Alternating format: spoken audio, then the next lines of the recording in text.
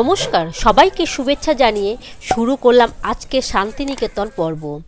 দুদিন তারাপীঠ ঘুরে রামপুরহাট স্টেশন থেকে বেলা 2:10-এ শিয়ালদা এক্সপ্রেস ধরে রওনা হলাম বোলপুরের উদ্দেশ্যে। তারাপীঠের ইতিহাস জানতে ও অজানা সেরা দর্শনীয় স্থানগুলো দেখতে উপরের আই বাটনে ক্লিক করে নেবেন। বেলা 3:15 বোলপুর স্টেশনে নেমে টোটো করে চলে এলাম আমাদের আজকের বাসস্থান পশ্চিমবঙ্গ সরকারের ইউথ হোস্টেলে। সোনাঝুরি আর শান্তিনিকেতনে মিড রেঞ্জের কোনো হোটেল বা হোমস্টে অনলাইনে বুকিং করতে না পেরে একরকম বাধ্য হয়েই ইউথ হোস্টেল 3 দিন আগে বুকিং করেছিলাম, কিন্তু এখানে এসে অবাক হলাম পরিষ্কার পরিচ্ছন্নতা আর এদের সুন্দর ব্যবস্থাপনা দেখে। লিফটে করে 3 তলায় উঠে এসে আমাদের রুমের একদিকে সিঙ্গেল বেড আর আরেকদিকে ডবল বেড, রয়েছে একটি কাঠের আলমারি আর দেওয়ালে একটি টিভি। দরজা দিয়ে ঢুকেই ডান হাতে রয়েছে একটি রাইটিং টেবিল আর একটি আয়নাসহ ড্রেসিং টেবিল, আর রয়েছে 1.5 টনের এয়ার কন্ডিশন। এছাড়া রয়েছে দুটো সিলিং ফ্যান। গিজার সহ ট্রিপল বেডের এসি রুমের ভাড়া পড়েছে আমাদের পার ডে 1500 টাকা করে। বাথরুমটা বেশ পরিষ্কার পরিচ্ছন্ন, গরম জলের জন্য গিজারের ব্যবস্থাও আছে। বাথরুমে চটফট ফ্রেশ হয়ে আমরা বেরিয়ে পড়লাম একটা টোটো রিজার্ভ করে কঙ্কালীতলা যাব বলে, 51 পীঠের অন্যতম পীঠ। গ্রামের পথে যেতে যেতে দেখতে পেলাম এক জায়গায় খেজুরের রস জাল দিয়ে গুড় তৈরি করা হচ্ছে। ফেরার পথে নিতে হবে এখান থেকে।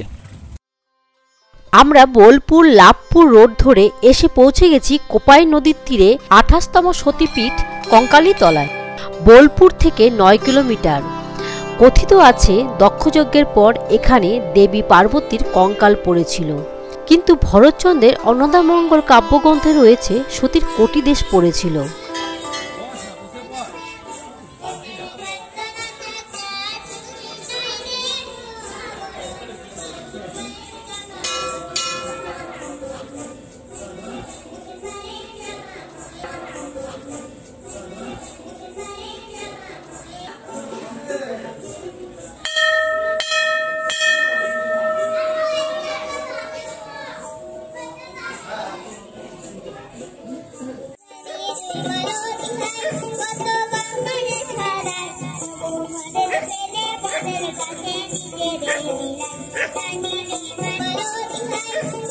পাশে একটা কুণ্ড আছে, প্রবল গরমেও কুণ্ডের জল শুকোয় না। কথিত কাশীর মণিকর্ণিকা ঘাটের সাথে সরাসরি যোগ আছে। চলুন দেখে নিই সেই কুণ্ডটা। এই সেই কুণ্ড, এর নিচে কিছু পাথর আছে। কথিত সেইগুলি দেবীর দেহাংশ। 12 বছর অন্তর সেই পাথর তুলে পুজো করে পুনরায় আগের জায়গায় রাখা হয়।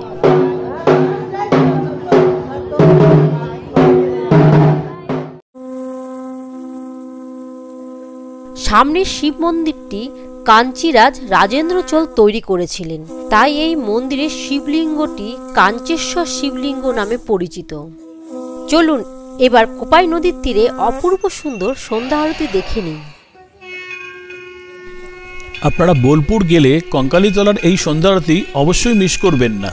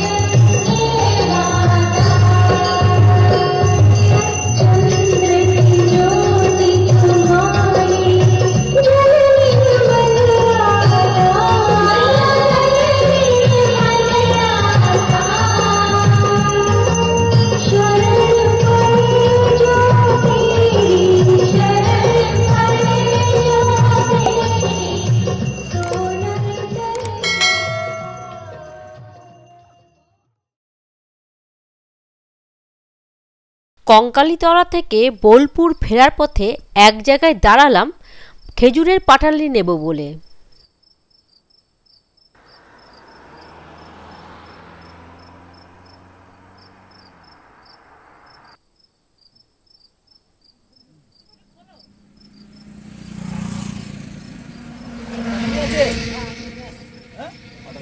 পাটালি নিয়ে আসে? হ্যাঁ, এটা না, এটা দেখুন তো ভালো ভালো কথা।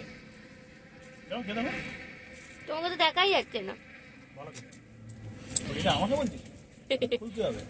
তোমার ভিডিও নিয়ে নিলাম। টমেটো কত? টমেটো 150 আর এটা 200। 200 না 180? না 200 টাকা। এটা দেখো মালটা, তুমি দেখো না, হাতে দেখো তো গলি একাকার হয়ে যাচ্ছে। 20 ভাগ চিনি নাকি? না চিনি ভাগ কত? 20 মনে হচ্ছে তো। কত লাগাবে? কত বল? 180 করে লাগাও। দাও, দোকান তুলে দিলাম, কতটা দেবো? না, কাকে টেস্ট করেছো? হ্যাঁ। কি কাকা মনে হলো কি ওটা ভালো না? না না, আগেটা থেকে ভালো, খুব ভালো বলবো না, আগেটা দেখলাম তো ও একদম।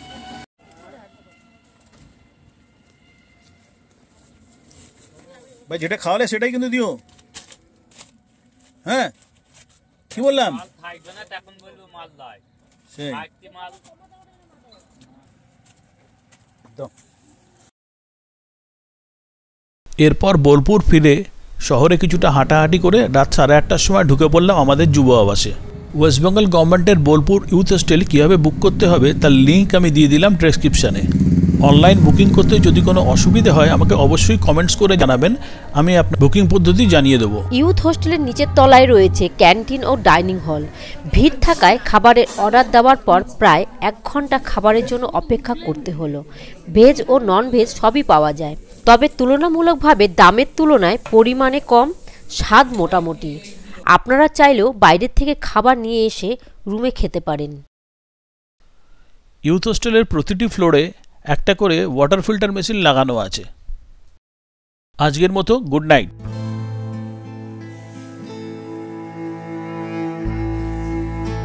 Good morning.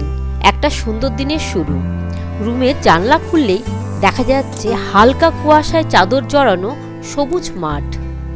আজ আমরা সারাদিন শান্তিনিকেতনে দর্শনীয় স্থানগুলো ঘুরে দেখব। গতকালের রিজার্ভ করা টোটো চলে এসেছে, চলুন বেরিয়ে পড়ি। আমরা এখন চলে এসেছি শান্তিনিকেতনের আম্বেদকর বুদ্ধিস্ট ওয়েলফেয়ার মিশনে 34 ফুট উচ্চ বুদ্ধ মূর্তি দেখতে।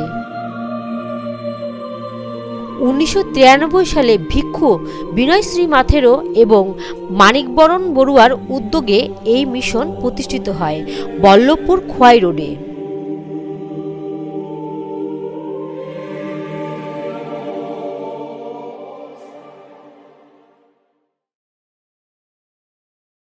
(1892 সালে মহর্ষি দেবেন্দ্রনাথ ঠাকুরের জ্যেষ্ঠ পুত্র দ্বিজেন্দ্রলাল ঠাকুর সামনের এই উপাসনা গৃহ বা ব্রহ্ম মন্দির প্রতিষ্ঠা করেন। স্থানীয়দের কাছে এটি কাচের মন্দির নামে পরিচিত। এটি কেবলমাত্র বুধবার সকালে উপাসনার জন্য খোলা থাকে। এই উপাসনা গৃহ 60 ফুট বাই 18 ফুট, ছাদটি টালির, মেঝে সাদা মার্বেলের আর চারপাশে রঙিন কাচ লাগানো। সামনেই দেখতে পাচ্ছ সুন্দর একটি গোলাকৃতি মাটির বাড়ি একটি তাল গাছকে কেন্দ্র করে গড়ে উঠেছে। তেজেশ্বর চন্দ্র সেন এটির নির্মাতা। তাল গাছের পাতাগুলো ধ্বজার মতো শোভা পাচ্ছে, তাই এর নাম তালধ্বজ। 1864 খ্রিস্টাব্দে মহর্ষি দেবেন্দ্রনাথ ঠাকুর সামনের বাড়িটি তৈরি করেছিলেন। বর্তমানে এটি কলা ভবন। সামনের এই ভাস্কর্যটি রামকিঙ্কর বেইজ নির্মিত। প্রতীচী নামটি দেখি তোমরা নিশ্চয়ই চিনে ফেলেছ, এটি নোবেল পুরস্কার বিজয়ী অর্থনীতিবিদ অমর্ত্য সেনের বাড়ি। টোটোয় করে যেতে যেতে আমরা দেখে নিলাম দেবেন্দ্রনাথ ঠাকুরের রোপণ করা 3 পাহাড়ি বটবৃক্ষ। কবিগুরু এখানে বসেই লিখেছিলেন কুমোরপাড়ার গরুর গাড়ি ছড়াটি। এখন আমরা চলে এসেছি সৃজনী শিল্পমেলা প্রাঙ্গণে। এটি প্রতিষ্ঠিত হয় 2008 সালে ইস্টার্ন জোনাল কালচারাল সেন্টারের উদ্যোগে। মোট 26 বিঘা জমি নিয়ে এই সৃজনী শিল্পগ্রাম। প্রবেশ মূল্য 20 টাকা, স্টুডেন্টদের জন্য প্রবেশ মূল্য 10 টাকা। চলো ভেতরটা ঘুরে দেখে আসি। এটি এই এলাকার একটি গুরুত্বপূর্ণ সাংস্কৃতিক কেন্দ্র। এই বিশাল কমপ্লেক্সে গ্রামীণ কারিগরদের হাতে তৈরি জামাকাপড় আর নানান হস্তশিল্পের দোকান রয়েছে।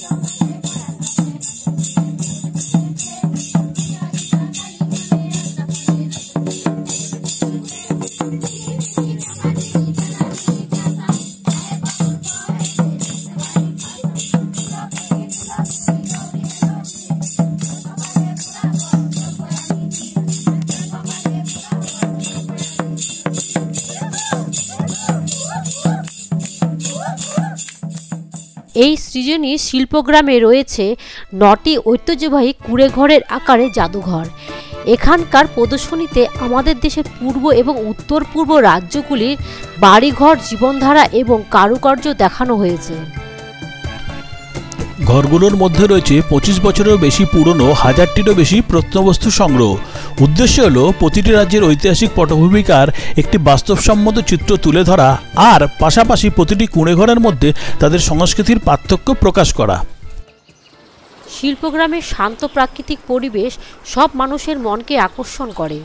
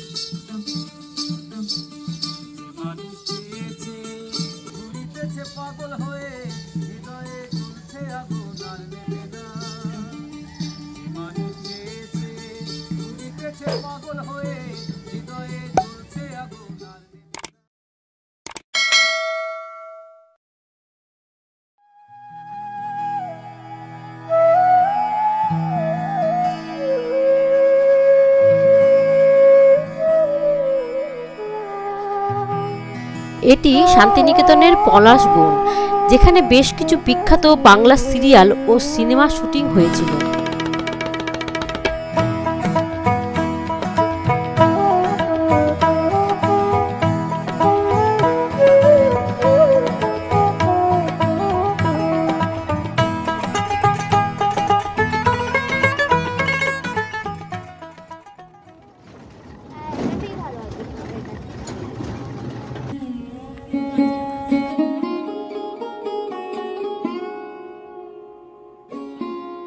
'শান্তিনিকেতনের বিখ্যাত আমার বাড়ির পাশ দিয়ে বয়ে চলেছে খোয়াই নদী। এখন যাচ্ছি সেটি দেখতে। আমাদের ছোট নদী চলে আঁকে বাঁকে, বৈশাখ মাসে তার হাঁটু জল থাকে। কবিগুরু এই খোয়াই নদী থেকে দেখেই এই কবিতাটি লিখেছিলেন।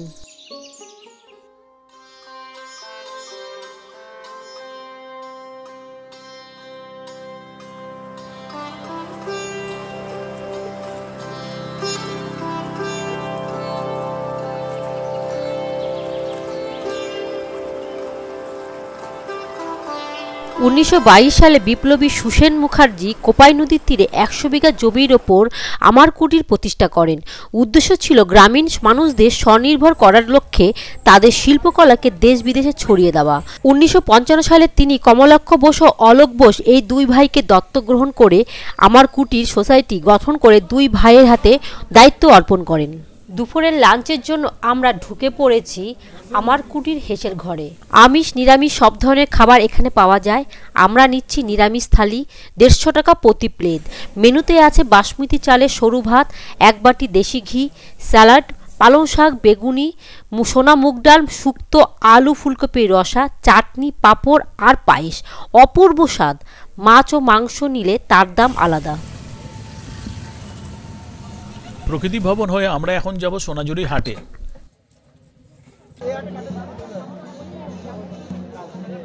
সোনাঝুরি হাট বা কোপাইয়ের হাট এখন কেবলমাত্র শনিবারই নয়, প্রতিদিনই বসে।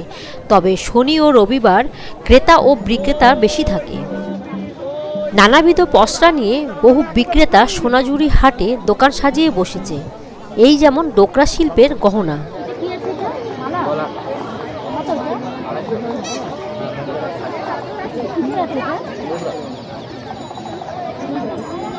রয়েছে পুরুষ ও নারীর নানাবিধ পোশাক পরিচ্ছদ।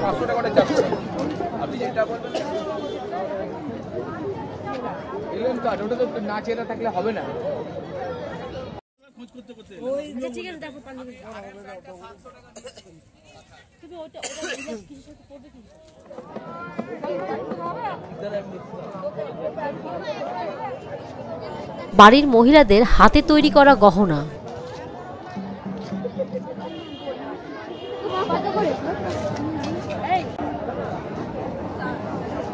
তোমার হাতেরটা কত দাম? এটা 400 টাকা আছে। 400 টাকা বলছে। এটা কি ওড়না বা চাদর যাই বলো? এটা চাদর আছে আর চাদর আছে। হ্যাঁ এই যে একটু করে দাম এটা কাঁথা স্টিচ ও হাতে বোনা শাড়ি চাদর ওড়নাও রয়েছে।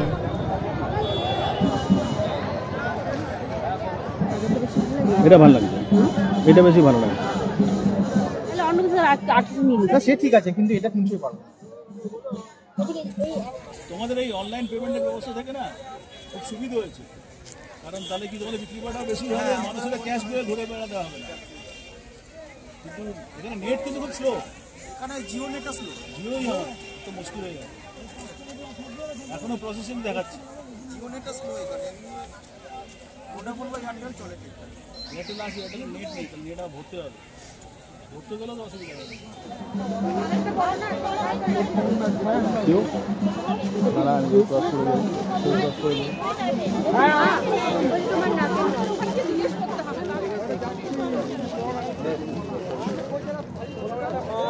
এটার দাম কত আছে? এটার দাম 100 টাকা আছে। এটার দাম 100 টাকা। তুই দেখ এটা ভালো লাগছে।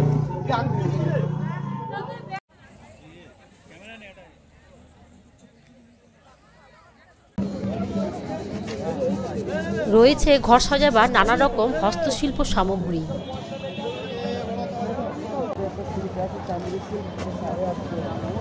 রয়েছে হ্যান্ডলুমের তৈরি শার্ট, পাঞ্জাবি, কুর্তা, পুরুষদের নানা রকম পোশাক আশাক। এটা কত সাইজ? 40টা দেখো, 40 পাচ্ছ না? এটা 120 টাকা আছে। এগুলো কি সবকটাই 120 টাকা? আর ওই যে তোমার হলো কাঁথা স্টিচে যেটা আছে এটা 180 টাকা। দেখি এটা 180 টাকা। আর ওই হ্যান্ডেল দেওয়াটা রয়েছে পুরুষ ও নারীদের জন্য হ্যান্ডমেড ব্যাগ।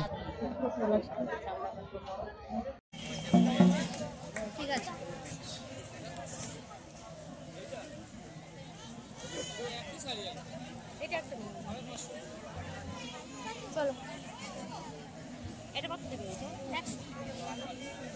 অনেকগুলো নিলাম, কিছু কম করো, বেশি দাম বলবো না।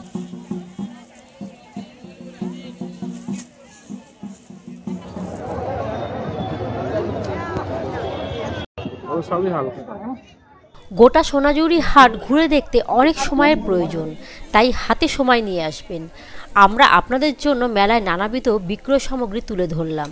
কেনাকাটা করার সময় অবশ্যই দরদাম করে নেবেন। কমেন্টস করে জানাবেন কিনতে গিয়ে আমরা ঠকে যাইনি তো।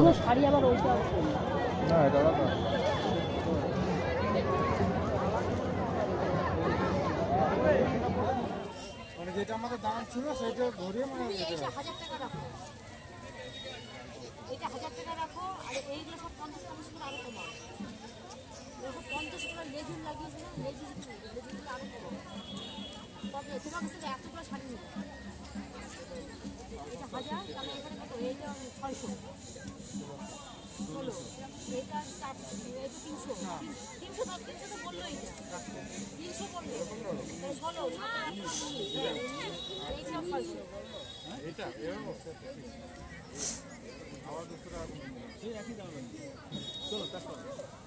টোটাল 25 হলো, ঠিক আছে? কটা শাড়ি হলো? 1 2 3 4 5টা হলো না।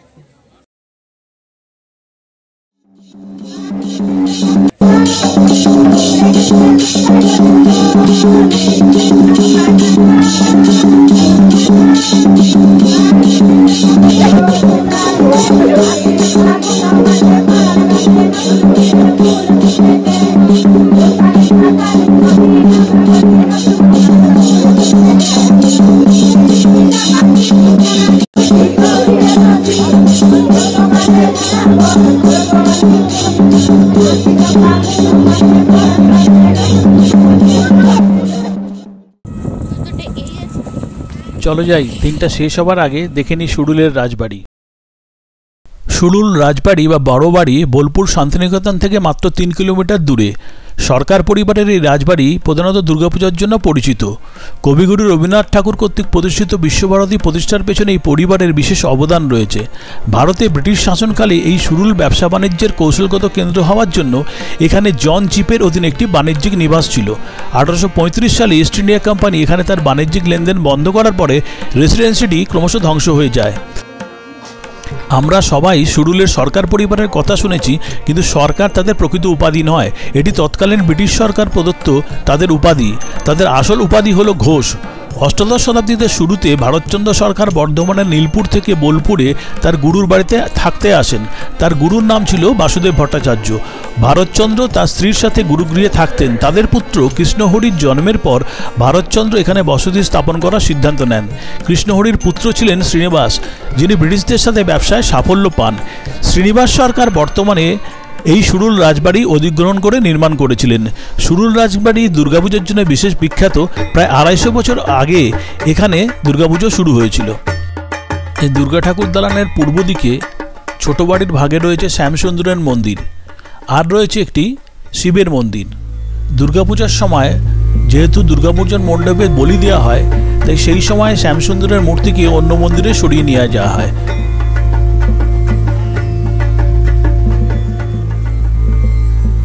আটচালা এই শ্যামসুন্দরের প্রাচীন মন্দিরের সম্মুখভাগের খিলানের টেরাকোটার শিল্পকর্ম অপূর্ব সুন্দর। অতি যত্নের সঙ্গে এই শিল্পকর্ম রক্ষার প্রচেষ্টা করা হচ্ছে।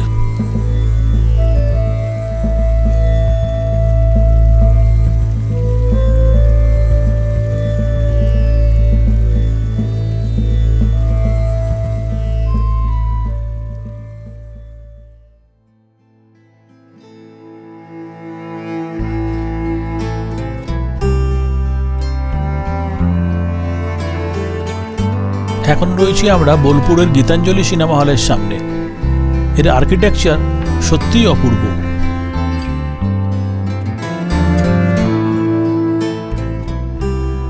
দিনশেষের রাঙা মুকুল জাগলো চিতে, সঙ্গোপনে ফুটবে প্রেমের মঞ্জরিতে। মন্দবায়ে অন্ধকারে দুলবে তোমার পথের ধারে, গন্ধ তাহার লাগবে তোমার আগমনীতে। ফুটবে যখন মুকুল প্রেমের মঞ্জরিতে। হে কবিগুরু, তোমাকে জানাই শতকোটি প্রণাম। শেষ হলো আমাদের শান্তিনিকেতনের ভ্রমণ পর্ব। আগামীকাল আমরা যাব বক্রেশ্বর, শুনবো সেখানকার পৌরাণিক কাহিনী, ঘুরে দেখব হেমতাবাজের রাজবাড়ি, আর জানবো বীরভূমের একমাত্র পাহাড় মামাভাগ্নে পাহাড়ে পৌরাণিক ইতিহাস। আজকের ভিডিওটি যদি ভালো লেগে থাকে চ্যানেলটি সাবস্ক্রাইব করতে ভুলো না। পাশাপাশি বেল আইকনটি টিপে দিও, যখনই পরের পর্ব আসবে তখনই তোমাদের কাছে সরাসরি নোটিফিকেশন চলে যাবে। ধন্যবাদ।